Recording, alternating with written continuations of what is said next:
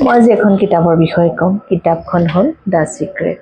যদি কিতাপ পঢ়াৰ অভ্যাস আছে তেন্তে আপোনালোকে এই কিতাপখন আনি পঢ়িব, বহুত কামত আহিব, বহুত নাজানা কথা জানিব পাৰিব আৰু বহুতখিনি আপোনাৰ জীৱনত সলনি মানে কিতাপখন যেতিয়া পঢ়িব আপুনি অনুভৱ কৰিব ন কিতাপখনৰ হেৰিবোৰ, তেতিয়া আপুনি নিজে গম পাব আপুনি বহুত চেঞ্জ হৈ যাব।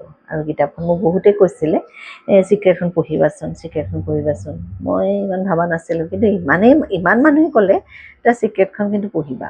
তাৰপিছত মই এমাজনৰ পৰা এইখন অনলাইনত আনিলোঁ, আনি পেলাই পঢ়িলোঁ। এবাৰ নহয় কেইবাবাৰো পঢ়িছোঁ আৰু মানে পঢ়ি থাকিবলৈ মন যায়। কেতিয়াবা কিছুমান মুহূৰ্ত আহি যায় ন, সেই মুহূৰ্তখিনিত এই কিতাপখন যদি আপুনি উলিয়াই সেই নিৰ্দিষ্ট সেইখিনি পঢ়া যায় তেন্তে মনটো ভাল লাগে। আৰু বহুত মানে জানিবলগীয়া কথা আছে।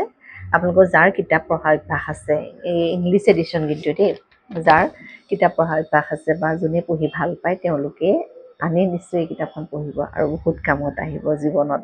ধন্যবাদ।